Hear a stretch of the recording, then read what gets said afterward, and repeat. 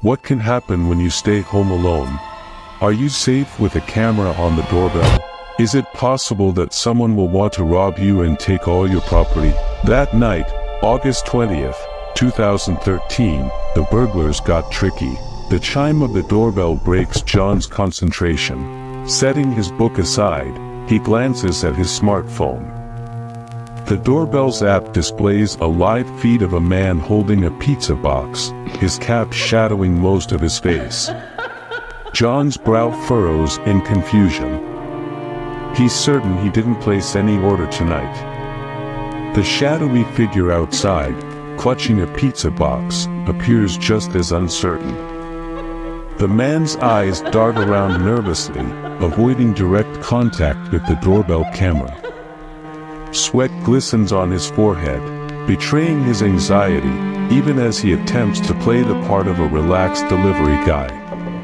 Taking a deep, steadying breath, the burglar taps lightly on the door, trying to emulate the casual knock of a genuine delivery person.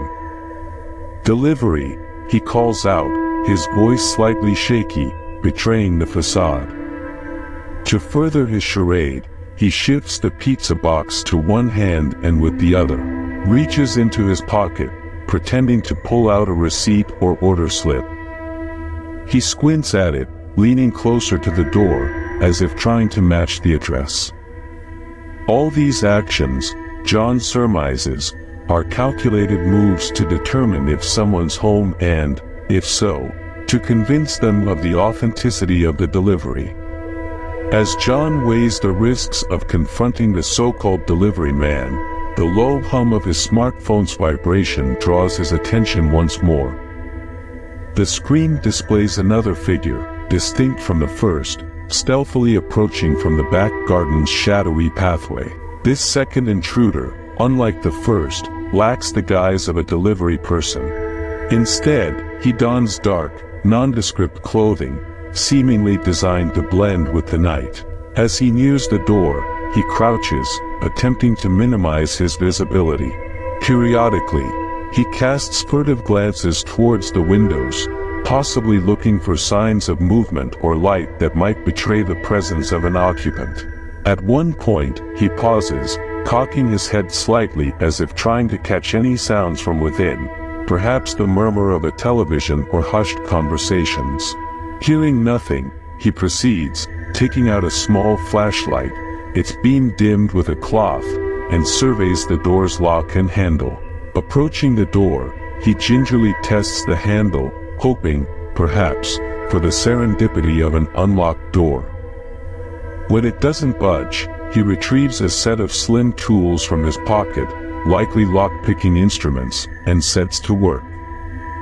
His actions are practiced, methodical even, but every so often he'd pause, looking over his shoulder, betraying an undercurrent of tension. All the while, unbeknownst to him, John watches, the doorbell app acting as his silent, unblinking eye, capturing every nuance of the intruder's behavior. Tension grips John. The pretense becomes clear.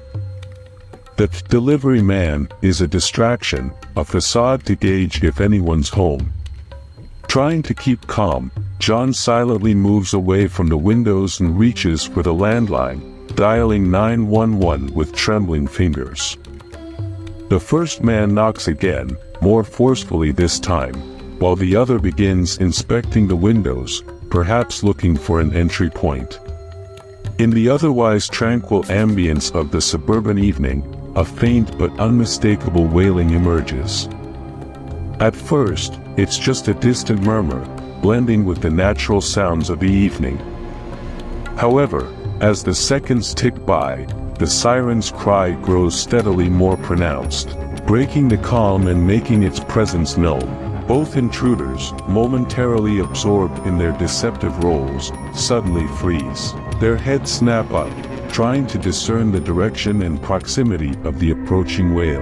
The delivery man's eyes widen, the earlier facade of confidence replaced with a raw, unmistakable dread. He locks eyes with his accomplice, and in that brief, silent exchange, a realization passes between them. they're in jeopardy. A glimmering blue and red light, reflected first on the dewy grass and then on the neighboring homes, precedes the actual sight of the police cruiser. The rhythmic flash, typical of patrol cars, intensifies the burglar's alarm. They hadn't anticipated this. John's phone had died, after all. It was just an uncanny twist of fate. A routine patrol car had noticed something amiss. Maybe the unfamiliar delivery van parked too far from any house, or perhaps the oddly lurking figure at John's back door. Frantically, the delivery man drops the pizza box, its contents scattering, creating a trail of deception left behind. Without a shared word, both men bolt, their paths diverging as they desperately seek escape routes. One dashes toward the adjacent alleyway, while the other hurdles over a garden fence.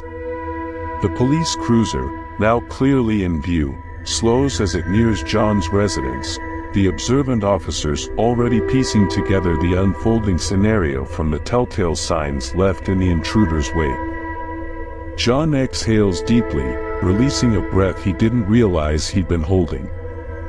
He sits back down, his heart still racing, and holds his cat close, finding solace in its purring. The doorbell camera's blinking light serves as a silent guardian, watching over a night that's regained its tranquility.